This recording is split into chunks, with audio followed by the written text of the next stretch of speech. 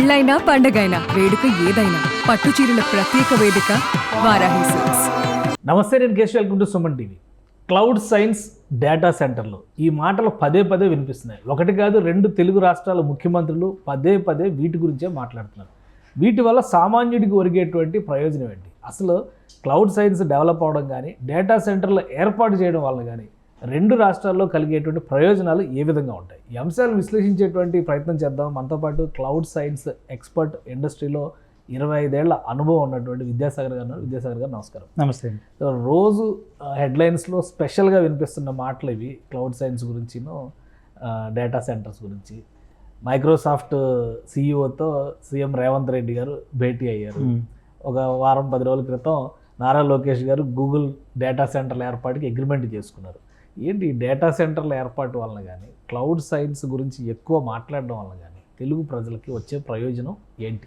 చాలా మంచి విషయం అండి. ఎందుకంటే ఒక టెక్నాలజీ ఒక సామాన్యుడికి ఎలా అంటే మనకి తెలియకుండానే మనం ఎలా వాడుతున్నాం, దీనికి గవర్నమెంట్ వాళ్ళ ముందు చూపు ఎలా ఉందంటే మనం ఒక కామన్ మ్యాన్కి తీసుకుందాం.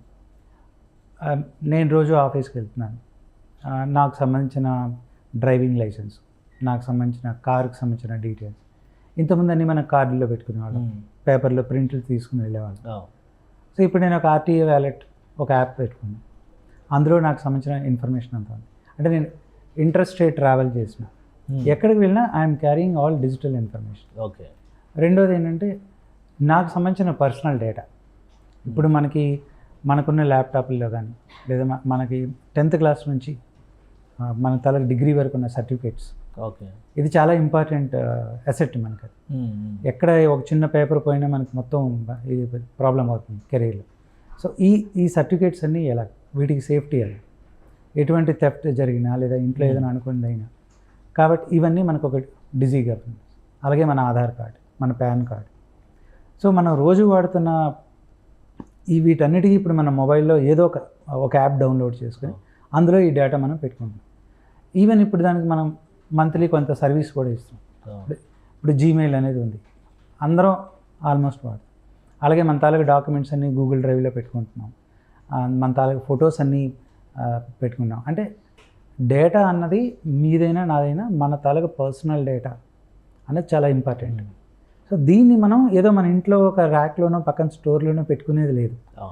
అలాగే మనం ఎక్కడికి వెళ్ళినా మనతో పాటు ఈ డేటా ఉండాలి. కానీ ఇప్పటి వరకు ఇది ఆల్రెడీ మనం చేస్తూనే ఉన్నాం రెగ్యులర్గా. ఇప్పుడు మీరైనా నేనైనా ఎవరైనా ఈ ప్రిజర్వేషన్ అనేది, స్టోరేజ్ అనేది చేస్తూనే వస్తున్నాం. ఇప్పుడు కొత్తగా డేటా సెంటర్ల ప్రస్తావన, డేటా సెంటర్లు ఏర్పాటు చేయాలనేటువంటి ప్రతిపాదన, ఇవి ఎక్కువగా అంటే రోజు డేటా సెంటర్ ఏముంటుంది డేటా సెంటర్లో అని కామన్ మ్యాన్ వచ్చేటువంటి సందేహం. ఇది అసలు ఏంటి డేటా సెంటర్ సెటప్ ఏంటి, దాన్ని పెట్టడం వల్ల వచ్చేటువంటి ప్రయోజనాలు ఏంటి, మళ్ళీ అసలు కొత్తగా పెట్టాల్సిన అవసరం ఉందా, ఏంటి అసలు దాని కథ? డెఫినెట్గా డేటా సెంటర్లు కావాలండి. ఎందుకంటే ఇప్పటివరకు మనం చూసింది ఏంటంటే ఒక కాలేజ్ ఉంది, ఆ కాలేజీకి సంబంధించిన డేటా అంతా కాలేజ్ సర్వర్లోనే ఉంది. అలాగే ఒక గవర్నమెంట్ ఆఫీస్కి సంబంధించిన డేటా ఆ పర్టికులర్ లొకేషన్లో ఆ గవర్నమెంట్ ఆఫీస్లో ఉంది. ఒక ఎలక్ట్రిసిటీ డిపార్ట్మెంట్, ఇంకో డిపార్ట్మెంట్. కానీ మనం ఇప్పుడు ఏంటి, ఆ డేటా కోసం మనం ఒక సర్వర్ కొన్నాం, మళ్ళీ వచ్చే ఏడాది పెరిగింది, డేటా సైజ్ పెరిగింది, ఇంకో సర్వర్ కొన్నాం. ఫిజికల్ స్పేస్ ఎక్కడుంది? ఒకటి.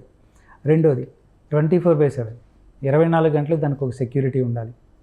అలాగే దాన్ని మెయింటైన్ చేసుకోవాలి. కరెంట్ పవర్ ఫ్లక్చుయేషన్స్ అయితే సర్వర్లు అయ్యే ఛాన్సెస్ ఉంటాయి.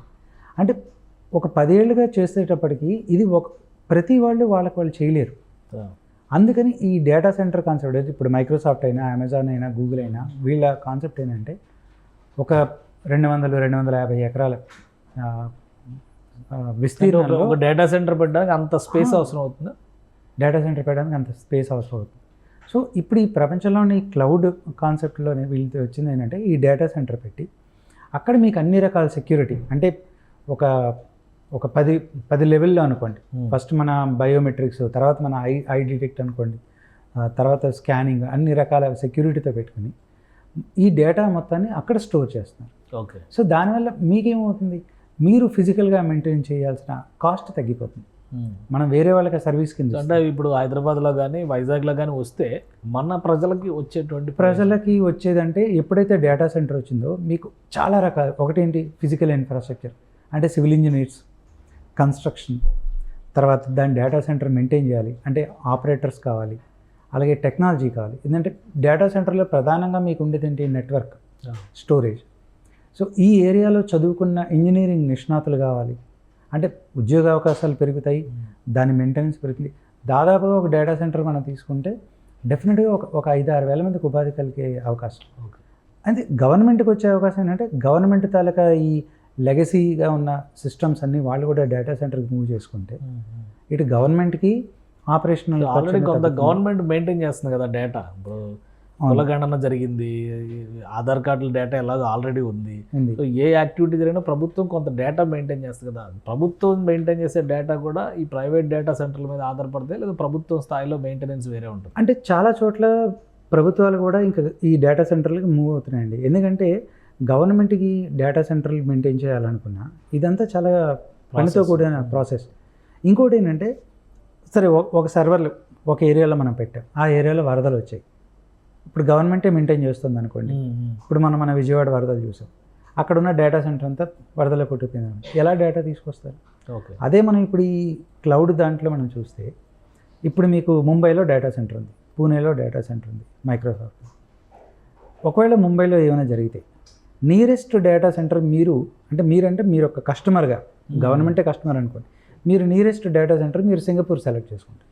ఓకే. అలాగే వాళ్ళు మన డేటాని 3-4 డేటా సెంటర్లు ప్రపంచంలో ఉంచుతారు. ఓకే. సో రేపు ఈ మధ్యన మనం చాలా న్యాచురల్ కెలామిటీస్ చూస్తున్నాం, అనుకోని వరదలు. అది అప్పుడు మన డేటా పోదు కదా. సో డూప్లికేషన్ కూడా సేవ్ చేసి ఉంచుతారు. ఆ డూప్లికేషన్ అనేది ఉండాలి. సో గవర్నమెంట్ ఇప్పుడు ఆంధ్రప్రదేశ్లో డేటా సెంటర్ పెట్టగలదు, కానీ వెళ్ళి మహారాష్ట్రలోని ఇంకో చోట పెట్టలేదు కదా. సో వీళ్ళకి ఎప్పుడైతే అందుకే ఈ ప్రైవేట్ వాళ్ళతో కలిసేది. ఇంకొకటి ఎప్పుడైతే డేటా ఉందో ఫర్దర్గా ఆ డేటాని అనలైజ్ చేయాలన్నా ఏమైనా చేయాలన్నా అప్పుడు మళ్ళీ ఈ రాబోతున్న ఆర్టిఫిషియల్ ఇంటెలిజెన్స్, ఈ లేటెస్ట్ టెక్నాలజీస్ ఏమైనా మనం యూజ్ చేయాలన్నా డేటా అనేది కావాలి. సో ఇప్పుడు అసలు ఈ డేటా సెంటర్స్ మెయింటైన్ చేయడానికి కానీ లేదా మన దగ్గర ఎస్టాబ్లిష్ చేయడానికి టెక్నికల్గా మనకున్న స్కిల్స్ ఏంటి, ఆ క్యాపబిలిటీస్ మన దగ్గర ఉన్నాయా? మన తెలుగు నేలపైన, తెలుగు రాష్ట్రాల్లో ఆ ఎక్స్పర్టైజ్ ఉన్నటువంటి, శిక్షణ పొందినటువంటి ఉద్యోగార్థులు కానీ యువత కానీ ఉన్నారా? అంటే టెక్నికల్గా అంటే మనం ఇంజనీరింగ్ చదువుతున్న యువత ఉన్నది, కానీ డేటా సెంటర్ స్పెసిఫిక్గా వాళ్ళకి దాని ఓరియంటెడ్గా వాళ్ళకి ట్రైనింగ్ చేయాలంటే కొంత మనం కూడా మార్చుకోవాలి మన తాలూకా.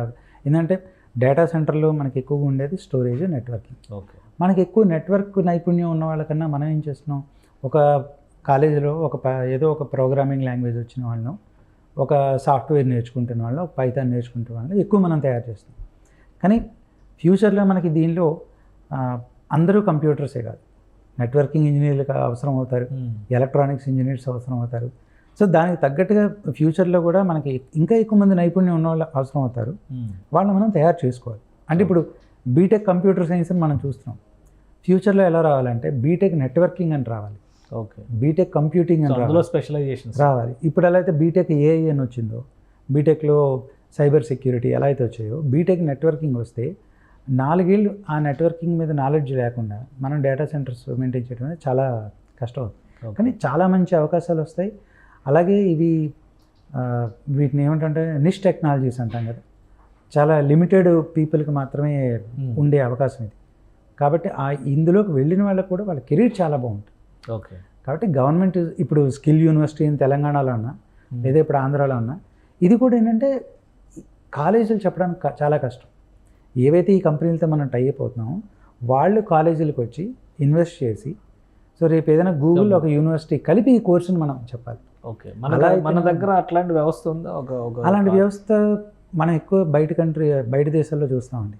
అంటే కంపెనీలు యూనివర్సిటీకి ఫండింగ్ చేసి, కంపెనీలు యూనివర్సిటీలో వాళ్ళ తలకు ఆఫీసులు ఎస్టాబ్లిష్ చేసి, అంటే యూనివర్సిటీస్కి కంపెనీస్కి మధ్యన ఎంఓయూలు రావాలి ఎక్కువ. ఓకే. మనం ఎక్కువ ఐఐటీస్ వాటిలో చూస్తాం, అందుకే వాళ్ళకి ఎక్స్పెరిమెంటేషన్కి వాటికి ఫండ్స్ అవి ఉంటాయి. కానీ ఎక్కువ ఈ కంపెనీలు తీసుకుంటుంది ఏంటి, మన చిన్న టైర్ 1, టైర్ 2 సిటీస్ కూడా వెళ్ళి తీసుకుంటున్నాయి.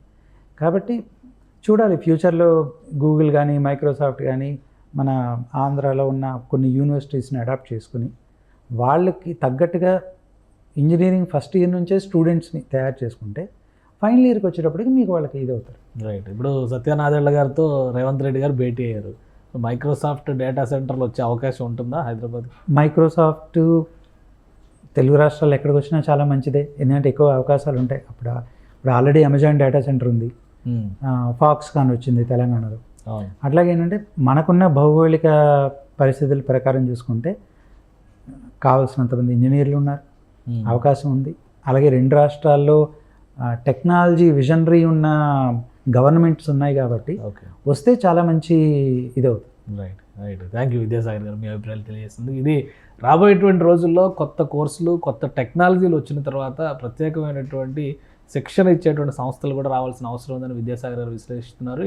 డేటా సెంటర్లకు సంబంధించి రెండు తెలుగు రాష్ట్రాలు కూడా తమ వంతు కృషి చేస్తున్నాయి. రాబోయే రోజుల్లో ఈ రంగంలో యువతకి ఉపాధి అవకాశాలు కూడా పెద్ద ఎత్తున పెరిగే అవకాశాలు ఉంటాయని విశ్లేషిస్తున్నారు విద్యాసాగర్ గారు. ఇది special discussion. Keep watching. Suman టీవీలో మీ పర్సనల్ అండ్ బిజినెస్ ప్రమోషన్స్ కోసం కింది నెంబర్కి కాంటాక్ట్ చేయండి.